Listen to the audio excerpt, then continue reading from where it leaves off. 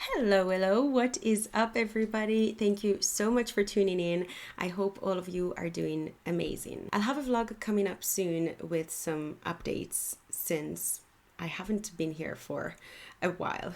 But today, I'm going to share my thoughts on this book that I have right here, What I Was Doing While You Were Breathing by Kristin Newman. In Hebrew, the plural form of the word expectation is pronounced the same as the word for pillow covers.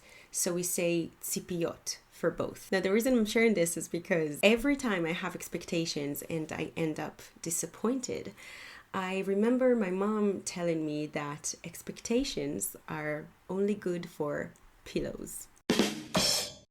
And that's a long way of saying that I was extremely disappointed with this book. So basically, this is Kristin Newman's memoir.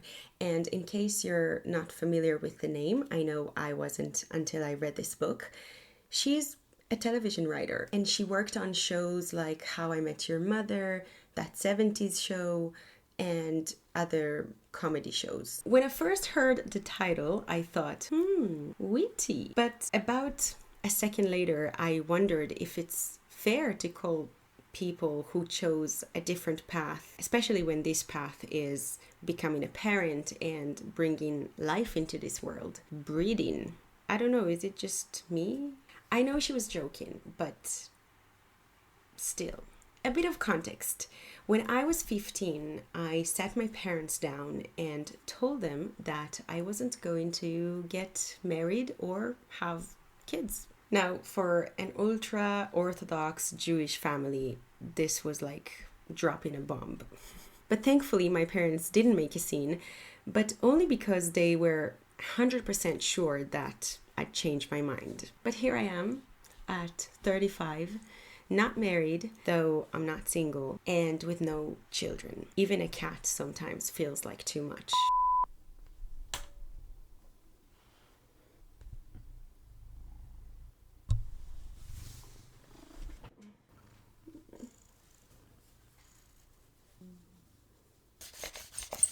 I know it's a sensitive topic, but I've always been super open about this.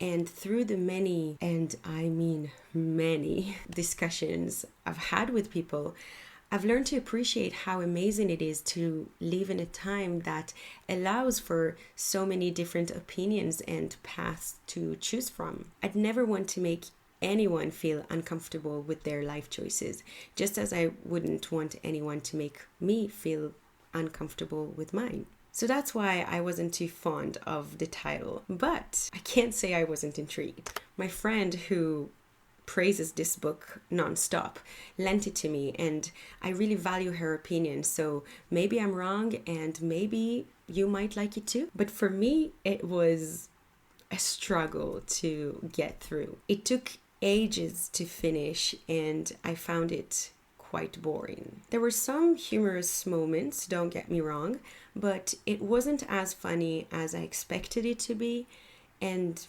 in general, I expected something completely different. I was hoping to read about someone who made similar choices to mine and exploring other paths women can take apart from motherhood. Motherhood is incredible, by the way, and a huge shout out to all moms out there.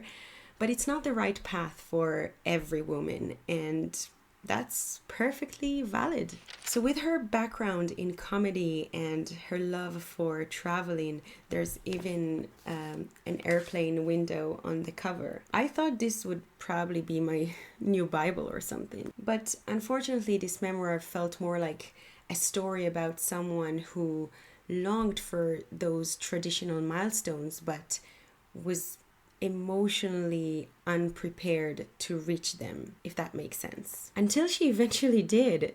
Spoiler alert, she ends up breeding too, which is another reason why I don't quite get this title. Anyway, it felt more like a coming of age story rather than an inspiring, empowering, uplifting memoir like I'd hoped. But as I said, my friend adores this book, so you might like it too. Fulfillment is highly subjective, and books like these create a space for discussion, which is always nice. So let me know what your opinion is on the topic and if you've read it or not. Other than that, have a great day wherever you are, and I'll see you next time. Bye.